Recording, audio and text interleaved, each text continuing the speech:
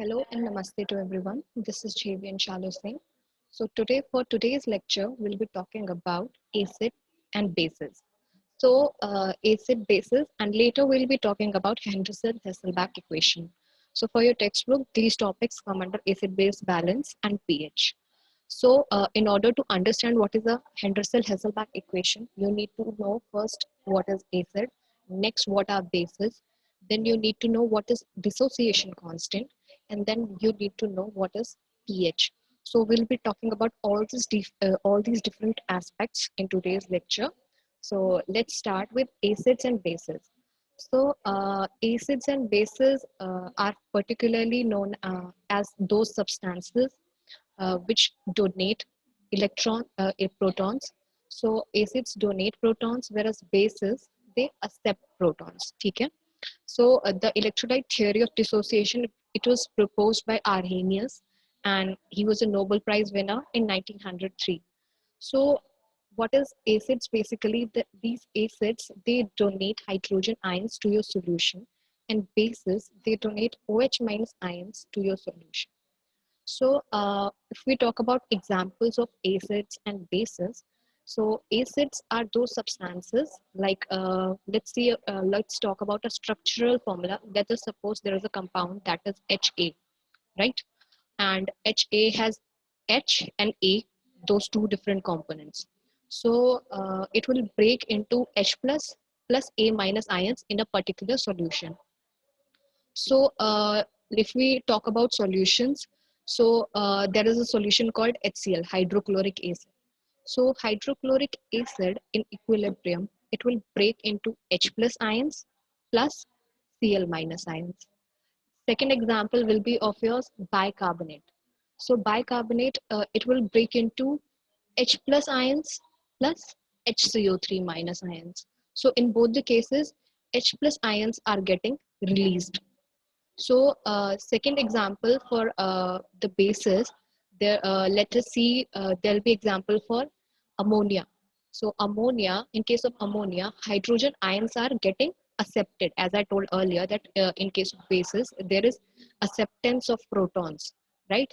So in bases, there was donation. For bases, there will be acceptance of protons. So for acceptance of protons, now NH3, it will accept hydrogen ions, and it in equilibrium, it will form NH4 plus ions. Same way, HCO3 minus, it will accept hydrogen ions and it will in equilibrium form H2CO3. Okay. Now, as now we know what are acids and what are bases, now we need to know what are weak acids and what are strong acids, right? So in order to decide whether your acid is weak or strong, we need to know whether there is a partial dissociation, whether or there is complete dissociation. Partial meaning incomplete dissociation, or whether there is complete dissociation. Weak acid and strong acids are decided due to with the help of the extent of dissociation. So the extent of dissociation decides whether they are strong acids or weak acids. So strong acids, they can dissociate completely in a solution, whereas your weak acids, they will ionize or they will dissociate incompletely. Okay. For example, as I told earlier, a few minutes ago about HCl, right? Hydrochloric acid.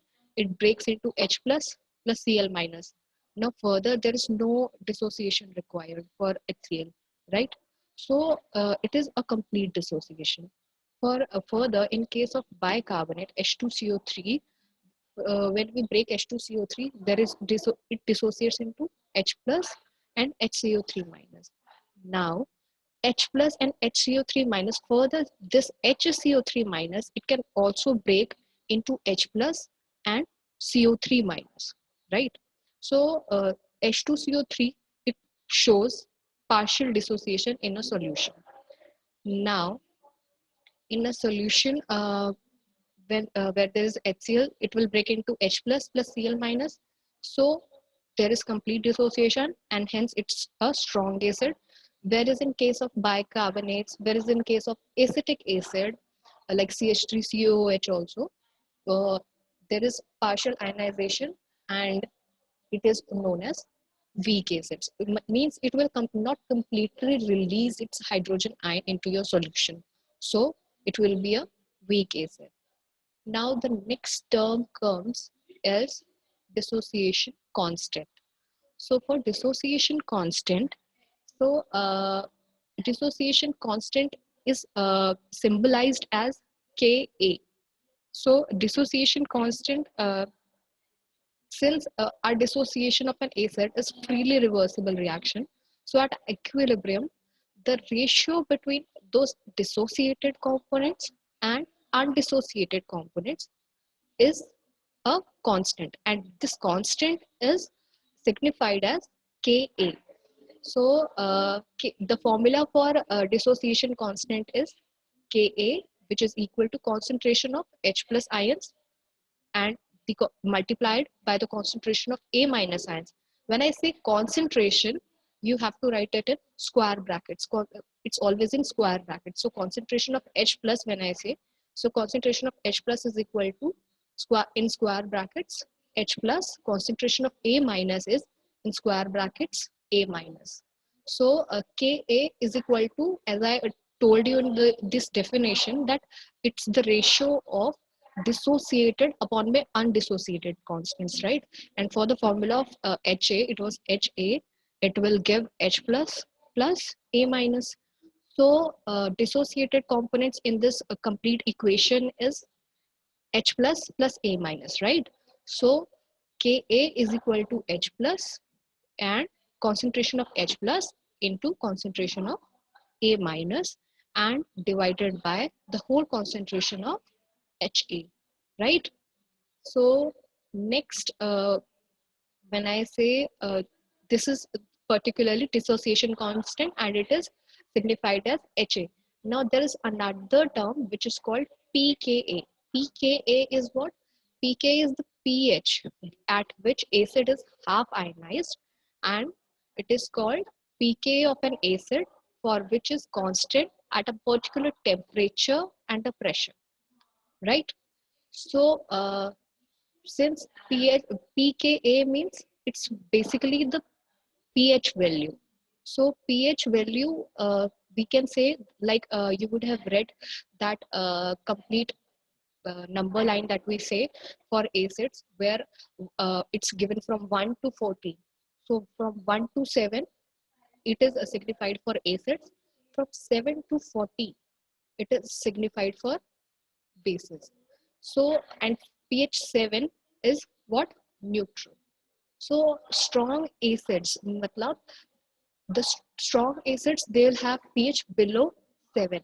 So strong acids will have low pKa value, means lower your pH, lower stronger will be your acid.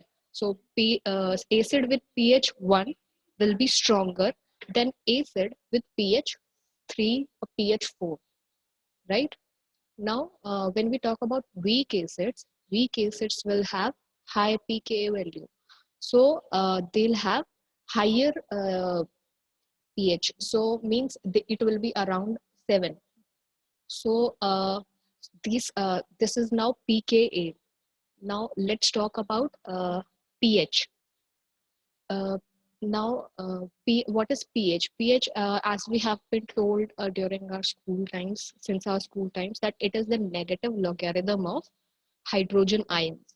So pH can be written as pH is equal to minus log of, in square brackets, as I told that concentration is written in square brackets. So minus log of, in square brackets, H plus ions, which can also be written as, if we remove that minus symbol, that H plus will be reversed. So it will equal to log 1 upon my hydrogen ion concentration. So this pH formula was given by Sorensen. And now if we talk about acidity of a solution, that as I told, that acidity of a solution will depend upon the release of hydrogen ions in a solution. So it can be obtained if we talk about the equation. So equation, concentration of H plus ions will be equal to Ka. Ka is what? Your dissociation constant into concentration of acid upon में concentration of base. So H plus is equal to Ka, concentration of acid upon concentration of base, or we can say it's Ha upon में A minus. Now pH is inversely proportional to acidity. Inversely proportional meaning if one of the component is increasing, the other will decrease, and if other component is decreasing, the other component will increase. So that is the meaning of inversely proportional. So lower will be your pH, higher will be your acidity or hydrogen ion concentration. So at pH 1 there will be maximum acidity and there will be maximum hydrogen ion concentration, whereas at pH 6 or 5 there will be lower acidity and there will be less hydrogen ion concentration. So at pH 7, it's neutral, as I have already told you. So now finally we come to our Henderson-Hasselbalch equation. So to study Henderson-Hasselbalch equation, we have studied all these acid, bases, and all these pH and everything. So now what is Henderson-Hasselbalch equation? It basically signifies this relationship between your pH, pKa, concentration of acid, conjugate base or salt, and it is basically expressed with a formula pH is equal to pKa plus log of base upon में acid. Base and acid are in your square brackets, that is concentration of base upon में concentration of acid, or pH is equal to pKa plus log of concentration of salt upon the concentration of acid. So therefore the concentration of base, and let us suppose if you can write down the formula in your notebook, that pH is equal to pKa plus log of base upon acid. You will see, like if you substitute base the base in your numerator with acid, so acid cut jayega, then the formula will be left out as pH is equal to pKa plus log 1, and log 1 is your 0. Log 1 की value 0 होती है. So now pH will be equal to pKa. So when the concentration of base and acid are same, then the pH will be equal to pKa. So this is all for today. So in next class, we'll be talking about buffers and how do buffers act and their application.